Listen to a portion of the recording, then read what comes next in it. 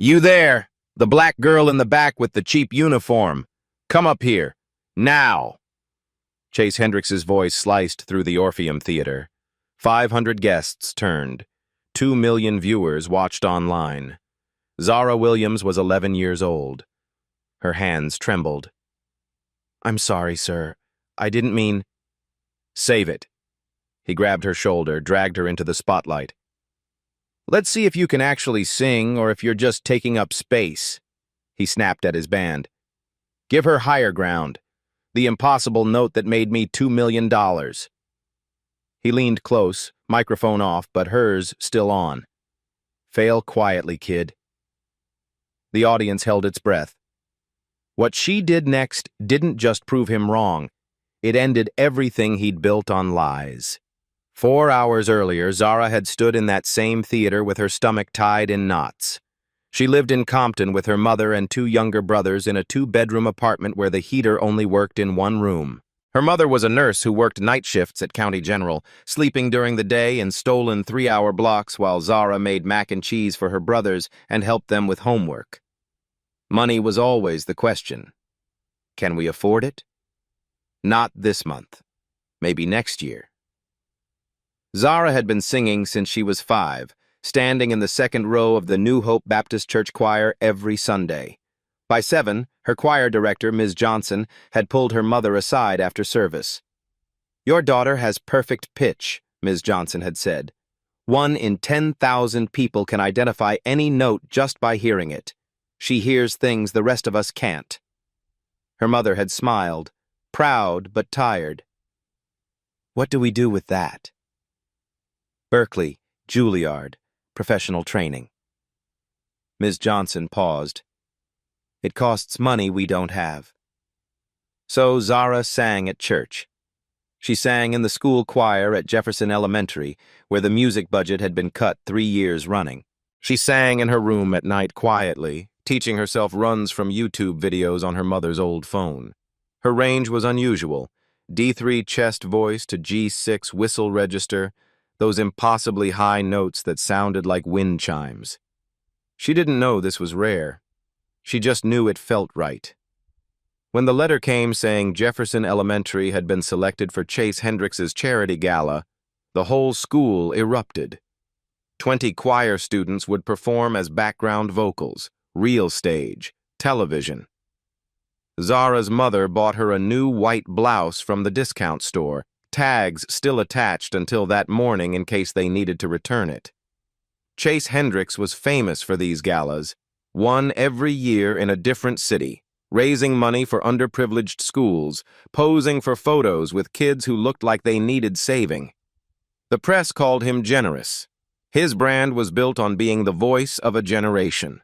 4 platinum albums, 2 Grammys, endorsement deals with Pepsi and Nike. And at the center was that signature note, the whistle register C6 at the end of higher ground that no one else could hit. Except during sound check that afternoon, Zara had heard something that didn't make sense. The choir had been waiting backstage, instructed to stay quiet while Chase rehearsed. Zara had wandered near the wings, curious, wanting to see the stage. And she'd heard him attempt the bridge of higher ground. He'd started strong. His voice was good, trained, polished, expensive sounding. But when he reached for that famous high note, something broke. His voice cracked around A5, 2 full steps below where it should have been. He'd stopped, frustrated, and snapped at his sound engineer. Bring the track up higher on that section. I need more support. The engineer nodded, adjusted something, and when Chase sang it again, the note was perfect. Too perfect. It didn't sound like it was coming from his throat. It sounded like it was coming from the speakers. Zara stood there, confused. She had perfect pitch. She could hear the difference between a live voice and a recording. She could hear the slight digital shimmer, the way the note sat on top of the music instead of inside it. That perfect C6 wasn't Chase Hendricks. It was a backing track. She'd gone back to the choir risers and said nothing. Who would believe an 11-year-old girl from Compton over a man who'd sold 4 million albums? But now, Standing under the spotlight with his hand gripping her shoulder, with 2 million people watching and his whispered threat still ringing in her ears, Zara understood something else. He knew she'd heard him at sound check. This wasn't about giving her a moment to shine. This was about making sure no one would ever believe her if she told the truth. The band started playing. The opening chords of Higher Ground filled the theater. Zara's mouth went dry. "I don't think I can," she started. "Sure you can, sweetheart." Chase's voice was loud for the audience. "Just follow the music." But Higher Ground wasn't easy. The verse sat comfortable, but the bridge climbed relentlessly toward that signature whistle register C6 that had made Chase Hendricks famous. The note Zara now knew he couldn't actually sing. Chase stepped back, giving her room to fail. "Whenever you're ready," he said. Zara took a breath. Her grandmother's voice echoed from that morning. "Baby, if someone tries to make you small, you stand tall." She opened her mouth to sing, but stopped. "Mr. Hendricks?" Her voice was small but carried through the microphone. Chase's smile tightened. "Yes? Can you turn off the backing track, please?" The theater went silent. Chase blinked. "What?" "The backing track. Can you turn it off? I want to sing it for real." Confused murmurs rippled through the audience. Chase's smile froze. "The backing track is part of the arrangement, sweetheart." "But you sang it without the track at sound check," Zara said. Her heart pounded. "You sang it alone." The murmur grew louder.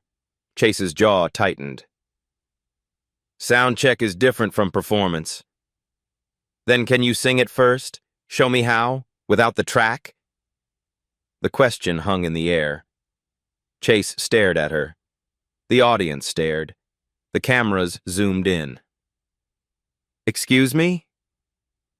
"I want to learn from you," Zara said, her voice still respectful but firm. "Sing it without the backing track so I can hear how you do it." 3 seconds of silence. Then Chase laughed. Sharp. "You want me to audition for you?" "No, sir. I just want to see if you can actually hit the note." The theater erupted. Gasps, scattered laughs. Chase's face flushed red. "Of course I can hit the note. I've been hitting it for 15 years. "Then show me." Chase's mouth opened, closed, his hand flexed. "Fine," he said through his teeth. "You want a demonstration?" He turned to his sound engineer. "Kill the backing track. All of it." The engineer hesitated. "Do it." The engineer pressed a button. The music thinned. Exposed. Chase raised his microphone and began to sing. Chase's voice filled the theater, strong at first. Confidence. He moved through the verse with ease, his years of training evident in every controlled breath, every smooth transition. The audience relaxed slightly. Maybe this was just a misunderstanding. Maybe the kid was wrong. Then he reached the bridge. The melody climbed. E4, G4, B4. Chase's voice followed, still solid, still controlled. But as the notes pushed higher, something changed. His neck tensed. His shoulders rose slightly, betraying the strain.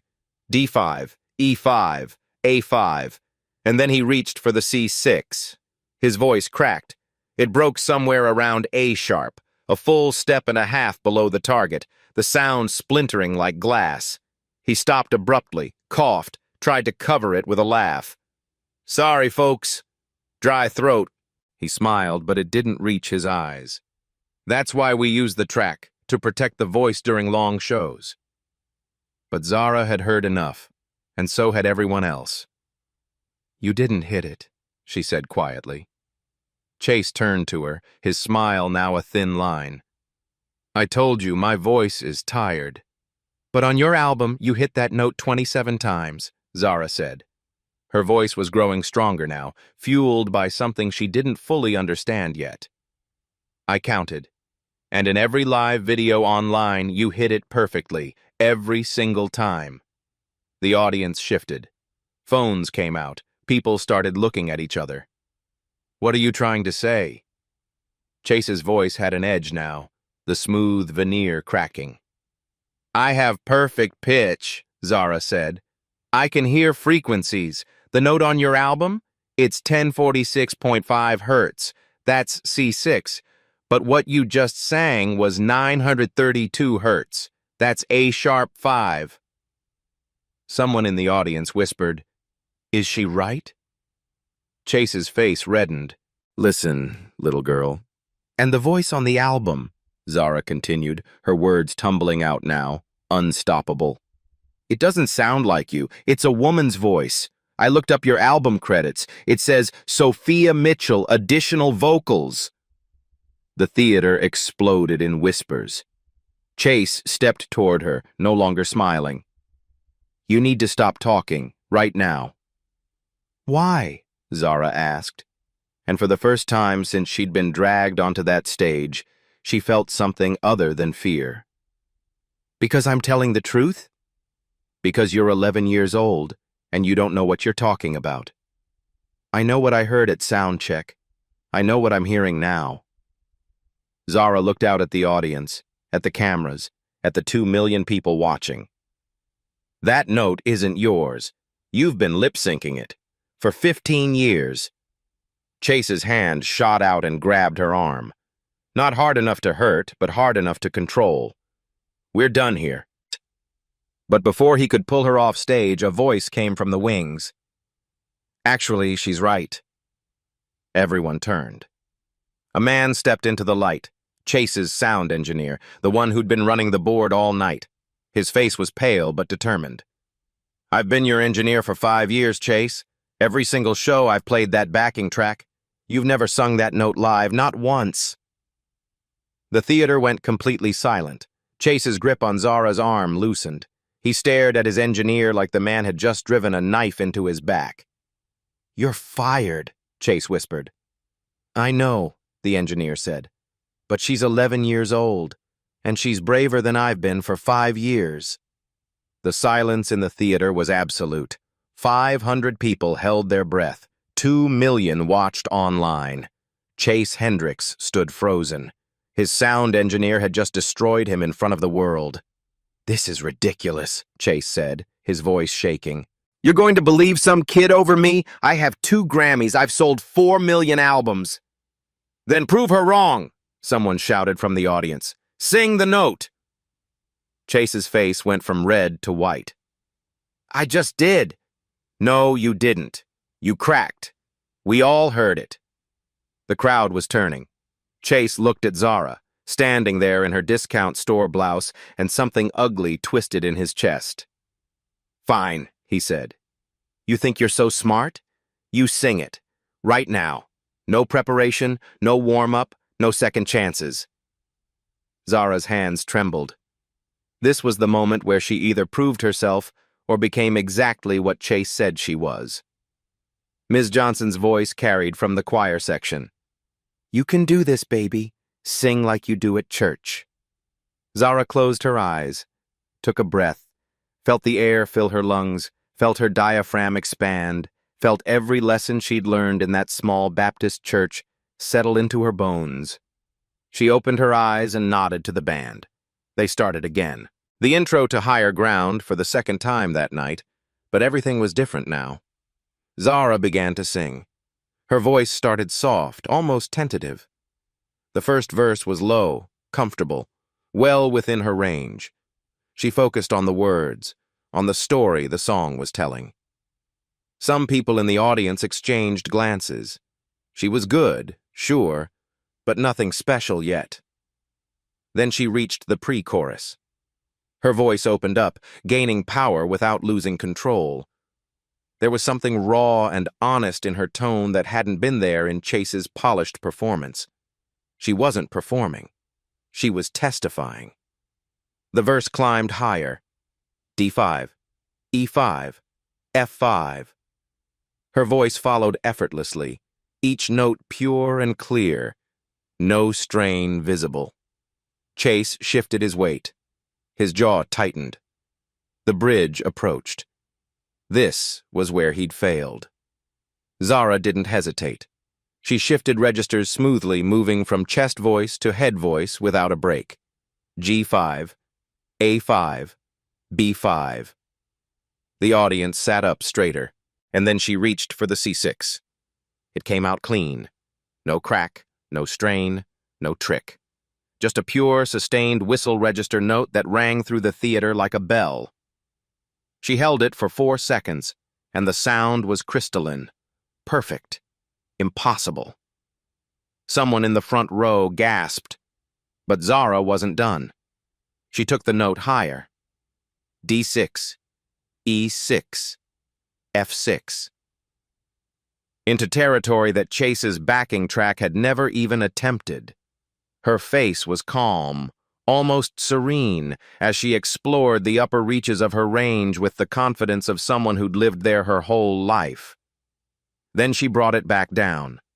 F6 to C6 to A5 to F5, each transition seamless, each note a small miracle.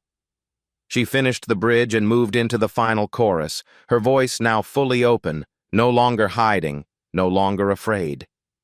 When she sang the last word and let it fade into silence, nobody moved. Then the theater erupted, 500 people on their feet, screaming, applauding, some with tears streaming down their faces. The Jefferson Elementary Choir was jumping. Ms. Johnson had both hands over her mouth. The online stream exploded. Within 30 seconds, 50,000 people had shared the video. Within a minute, Zara Williams was trending worldwide. Zara stood in the spotlight, breathing hard, not quite believing what had just happened. Chase Hendricks looked like he'd been struck. His face had gone gray. Yolanda Carter, a legendary R&B singer sitting as a judge in the front row, stood up. She was crying. "That," Yolanda said, her voice thick with emotion, "is the best thing I've heard from an 11-year-old in my entire career. Baby, you didn't just hit that note. You owned it." The applause grew louder. Marcus Webb, another judge, a black music producer who'd worked with Alicia Keys and Kendrick Lamar, was shaking his head. "I need to say something." He stood up. "I've been in this industry for 30 years, and what we just witnessed was an 11-year-old child singing a note that the man who made it famous can't actually hit." The audience went quiet, the weight of his words settling over them. Marcus turned to the crowd. "That album track? I mixed it. I was there. And Zara's right. That's not Chase's voice. That's Sophia Mitchell. She's a session singer in Atlanta. She was paid $2,000 and asked to sign an NDA. She never got proper credit." Chase tried to speak, but no sound came out. "I stayed quiet because that's what you do in this industry," Marcus continued. "You protect the star. You protect the money. But I'm done protecting lies, especially when an 11-year-old has more courage than I've had in 3 decades. The theater exploded. Journalists typing furiously, audience members shouting questions, cameras abandoning fixed positions. Chase finally found his voice. "This is insane. You're going to destroy my career over a backing track? Everyone uses them. Beyoncé uses tracks." "But they don't claim they're singing live," Yolanda shot back. "They don't sell tickets to live performances and then lip sync.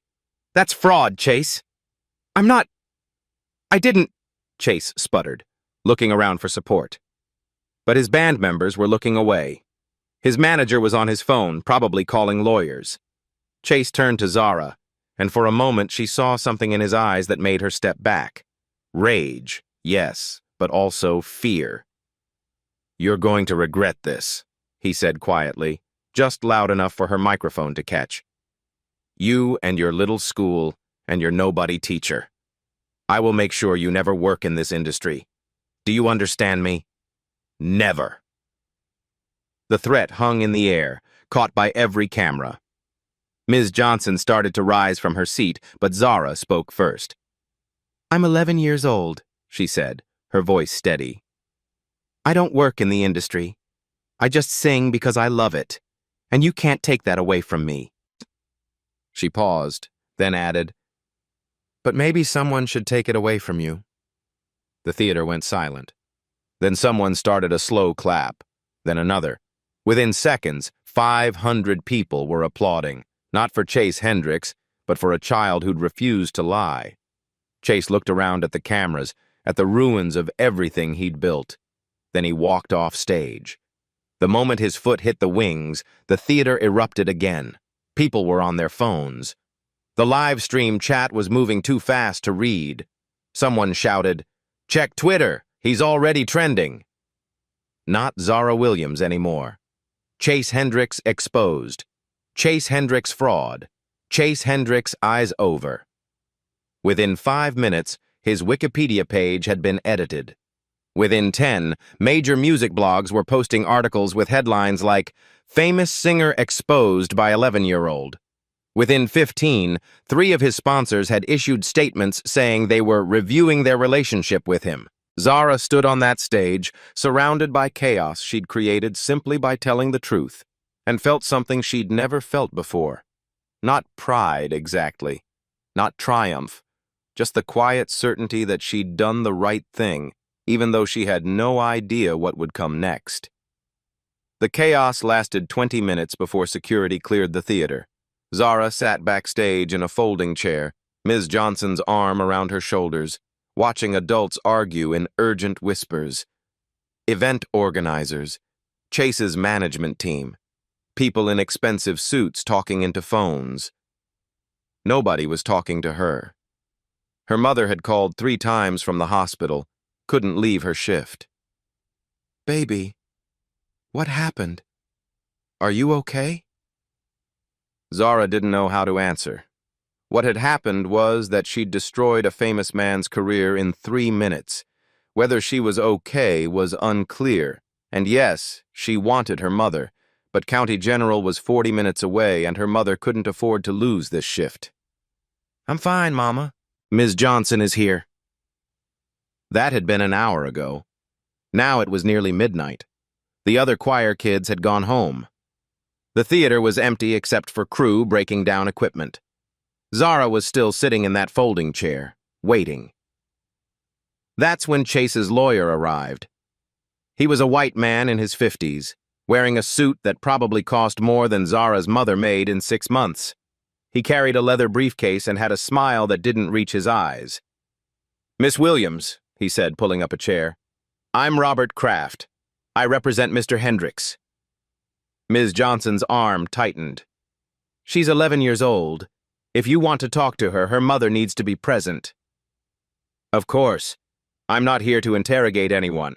I'm here to resolve this unfortunate misunderstanding."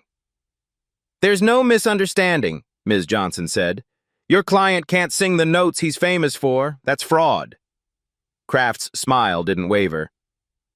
"The music industry is complex. Artists use vocal support, backing tracks, studio enhancement. It's standard. What happened tonight was a young girl making serious accusations without understanding the professional context." "I understand that he lied," Zara said quietly. Kraft turned to her. "No, sweetheart. You misunderstood. And unfortunately, that's caused Mr. Hendricks significant harm. His sponsors are threatening to pull out. His tour dates are in jeopardy. Millions of dollars in damages." The word damages hung like a threat. "Are you threatening to sue an 11-year-old? Ms. Johnson's voice was ice. "Not at all. We're hoping to avoid legal action, which is why I'm here with a solution." He opened his briefcase, pulled out a document. "If Zara signs this, we can all move forward." Ms. Johnson took the paper. Her face grew darker with each line. "This says she made false accusations, that she apologizes, that she was seeking attention." "It's a mutual agreement," Kraft said. "In exchange, Mr. Hendricks will not pursue legal action. And as goodwill, he'll personally fund a music scholarship for Zara. $50,000, full ride to any program she wants." Zara's breath caught. $50,000. That was Berkeley. That was Juilliard. That was everything she'd dreamed of. "And if she doesn't sign?" Ms. Johnson asked. Kraft's smile faded. Then Mr. Hendricks will pursue defamation charges against Zara, against Jefferson Elementary, against you, Ms. Johnson, for failing to supervise. He paused.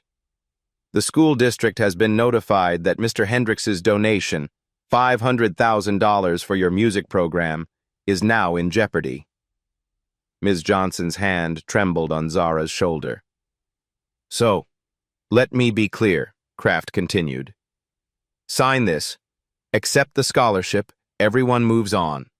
Or refuse, and watch your school lose funding while your family drowns in legal fees they can't afford. He looked at Zara. What happens next is up to you. Zara stared at the document, at the words that would call her a liar, at the signature line that would erase everything. She thought about her mother working double shifts, about her brothers who needed shoes, about the kids at Jefferson Elementary who'd lose music because of her. She thought about the truth. No, she said. Kraft blinked. Excuse me? I'm not signing that. I didn't lie, he did. And I'm not going to say I lied just because he's rich and I'm not. Young lady, I don't think you understand the consequences. I understand you're trying to scare me. Zara stood up. Even at less than 5 feet tall, even with shaking hands, she looked him in the eye. Sue me if you want, but I'm not signing that paper. Kraft's face hardened. Then we'll see you in court. He gathered his briefcase. At the door, he turned back. By tomorrow morning, there will be stories about you, about your family, private things, painful things.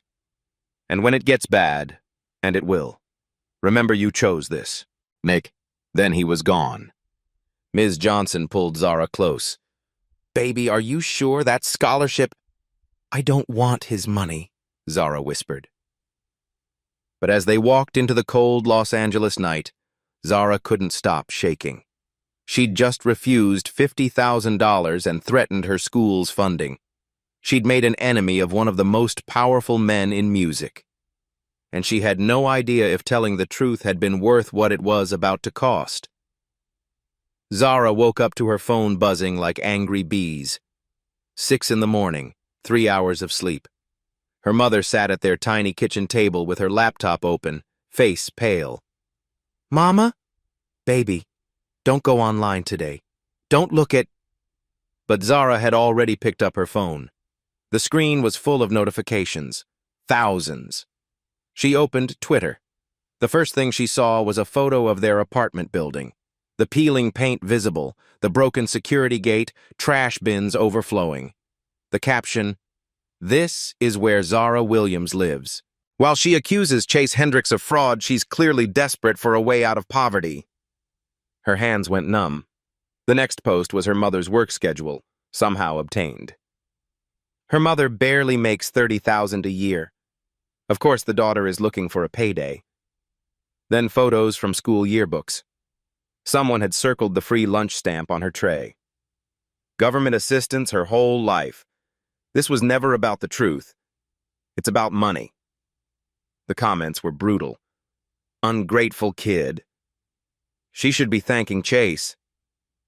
This is what happens when you give these people opportunities. These people. Her phone buzzed with texts from unknown numbers, threats, slurs. Ms. Johnson called. Don't come to school. The principal wants to meet. There are reporters outside. Reporters. Because of her. Zara felt like she was drowning. But then, at 7:15 a.m., something changed. A woman named Sophia Mitchell posted a video. She was in her 30s, black, sitting in a recording studio with gold records behind her. My name is Sophia Mitchell. I'm a session singer. And I'm the voice Chase Hendricks has been selling as his own for 15 years. Zara's mother grabbed her hand. That little girl told the truth last night. I sang the whistle register notes on Higher Ground and 4 other songs. I was paid $2,000 per song and asked to sign an NDA. Sophia held up a document. This is my contract. This is proof. And I'm done staying silent while a child gets attacked for exposing what I was too afraid to expose. The video had been posted 8 minutes ago. Already 50,000 views. Within an hour, 2 million. Within 3 hours, 7 more session singers came forward, each with contracts, each with recordings, each confirming what Zara had said. By noon, the narrative had flipped. Chase Hendricks Exposed was trending with proof, not speculation. Zara sat on her worn couch, watching the internet tear apart the man who'd tried to destroy her. She wasn't alone anymore. Chase Hendricks wasn't going down quietly.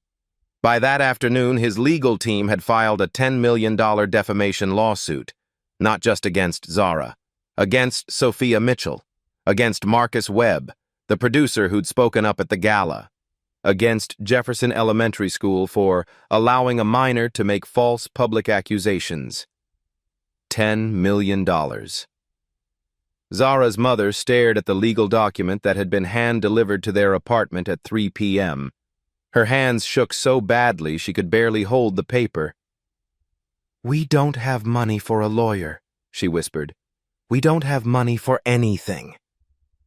The lawsuit was strategic, designed not to win, but to terrify. Chase's team knew that even if they lost, the legal fees alone would bankrupt everyone involved. It was a weapon, and they were wielding it with precision. But the counterattack went deeper than lawsuits. By 4 p.m., gossip sites were running coordinated stories. Sources close to the Williams family claimed that Zara's mother had pushed her daughter to confront Chase, that the whole thing had been planned to extort money. One article included quotes from former neighbors, saying the family was known for playing victim and looking for handouts. None of it was true. All of it was published.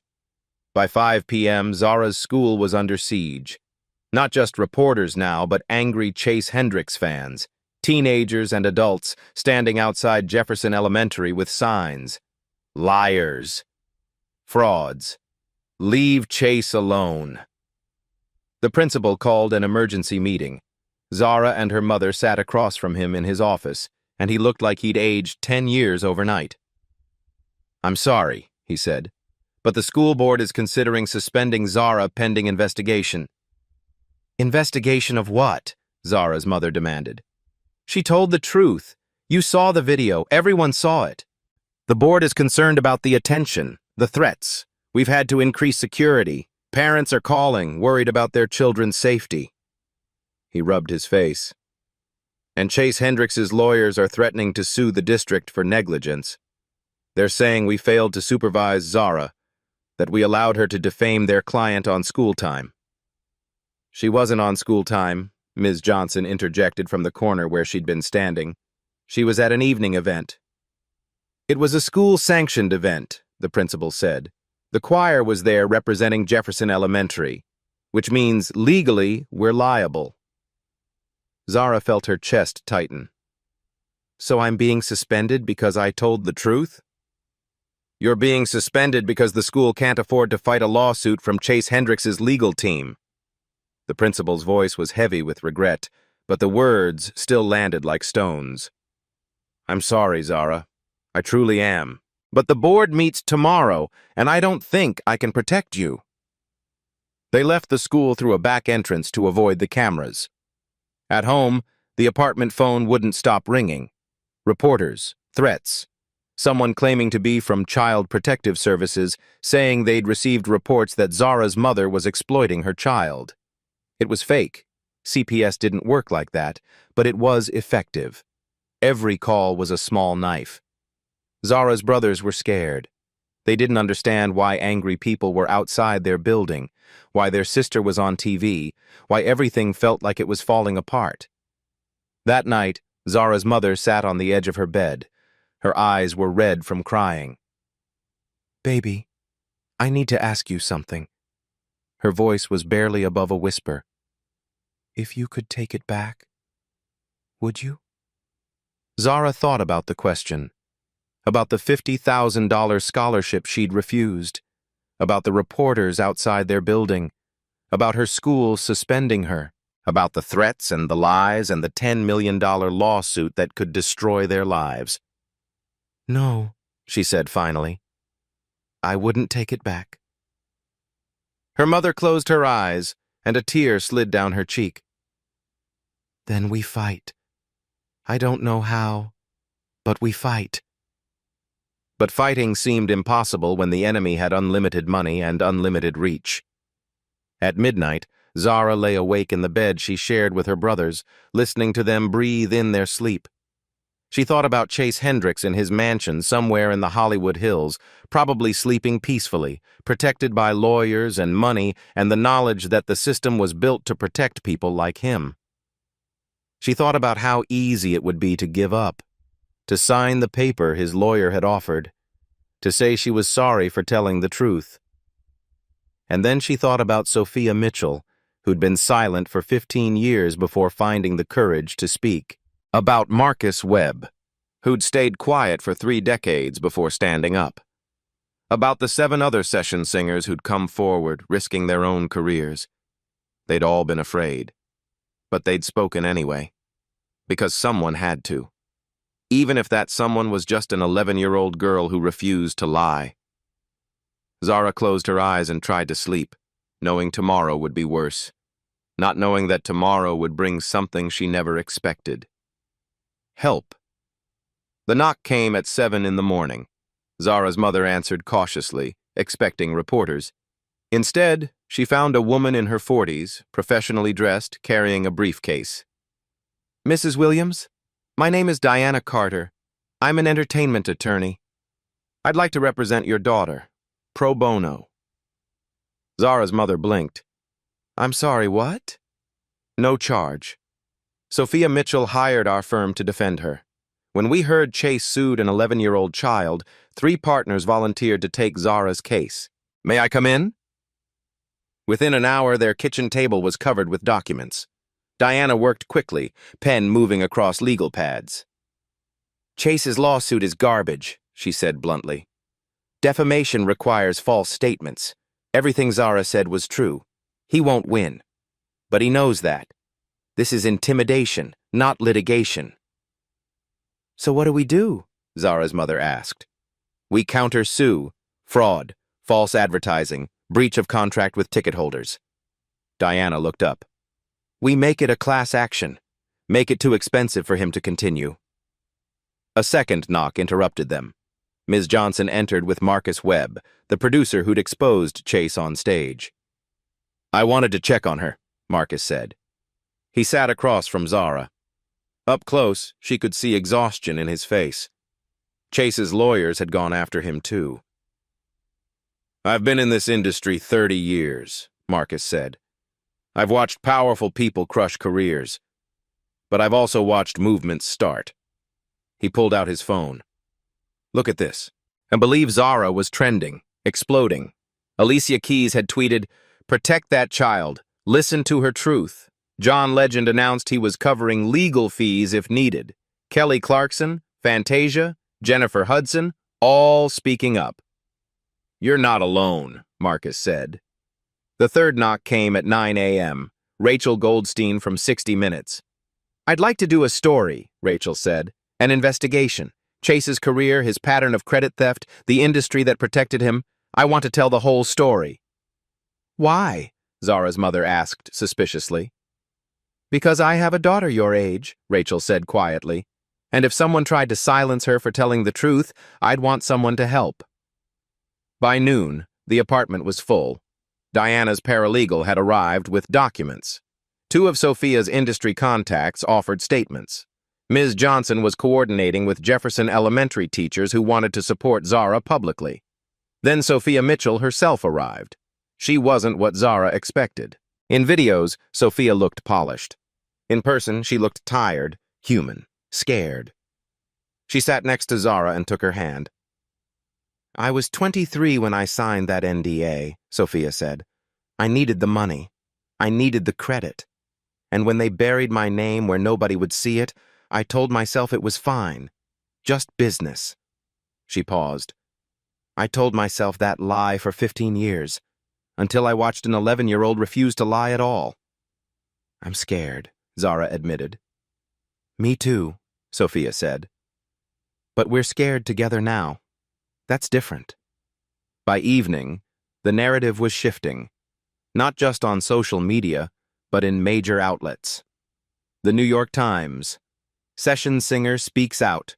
The hidden voices behind pop music.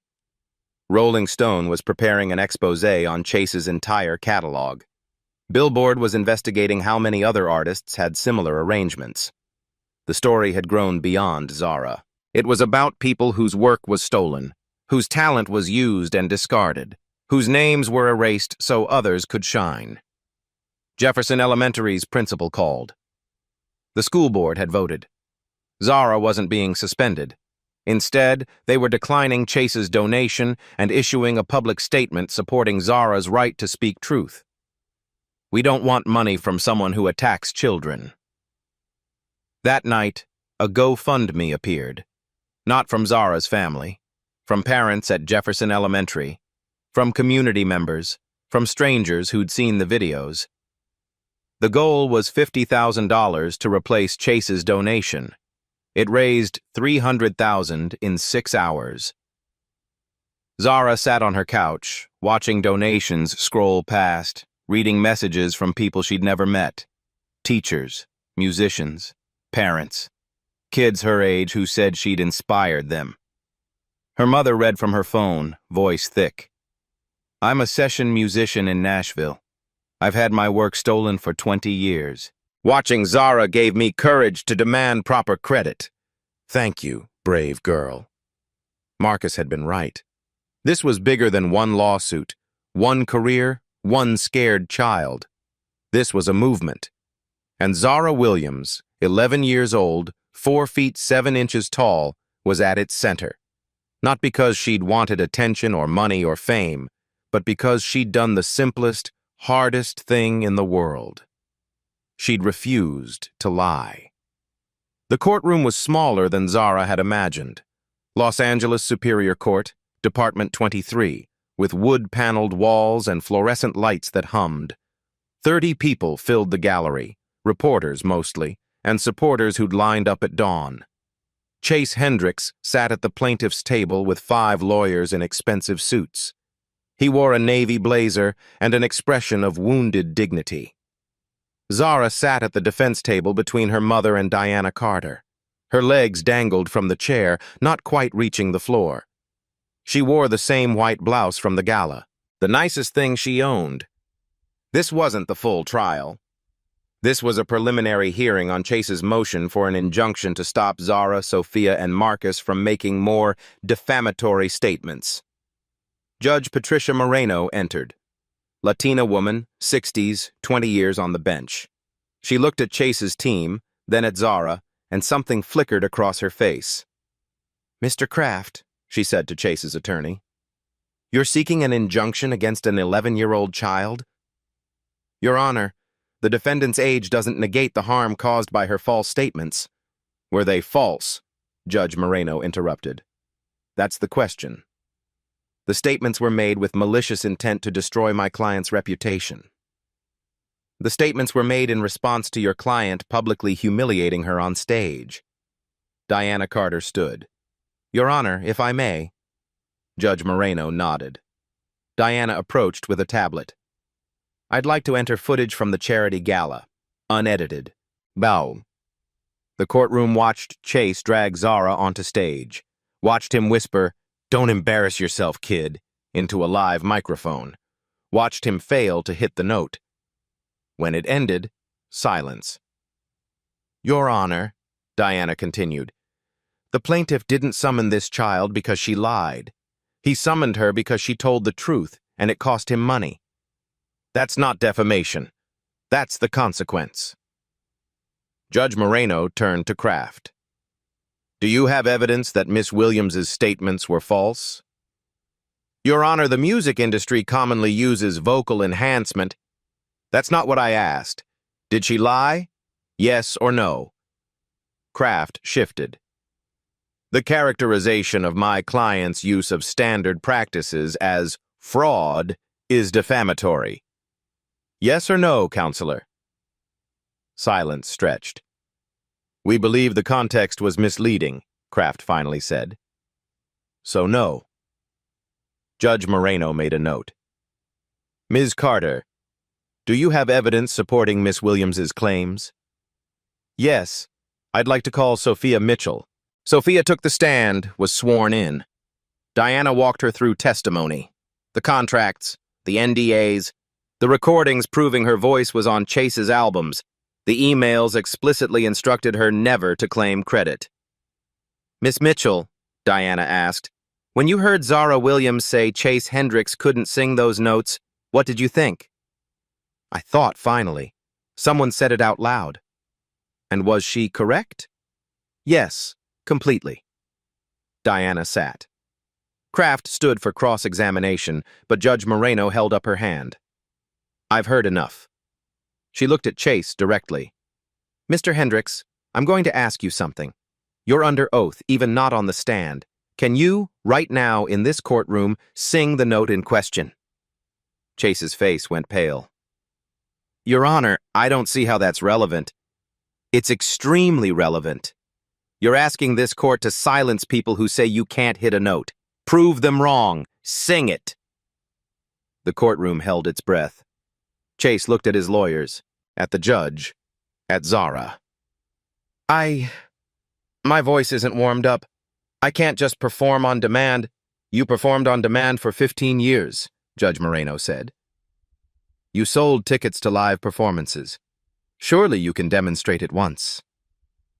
Chase's mouth opened, closed. No sound came out. That's what I thought. Judge Moreno picked up her gavel. The motion for injunction is denied. Furthermore, I'm sanctioning the plaintiff for bringing a frivolous suit intended to silence truthful speech. Mr. Hendricks, you don't get to drag an 11-year-old into court because she embarrassed you. She looked at Zara. Miss Williams, you're free to continue telling your story. That's called the First Amendment. It protects truth, even when truth is inconvenient. The gavel came down. The gallery erupted. Reporters rushed for exits. Camera flashes went off. Chase Hendricks sat frozen, his lawyers already packing briefcases. Zara felt her mother's arms around her, felt Ms. Johnson's hand on her shoulder, heard Sophia crying with relief. Outside the courtroom, Rachel Goldstein waited with her 60 Minutes crew. Zara, how do you feel? I feel like I can breathe again. That night, the 60 Minutes episode aired. 18 million people watched Rachel's investigation. They saw contracts with session singers. They saw frequency analysis proving the voice wasn't Chase's. They saw musicians who'd been silenced by NDAs.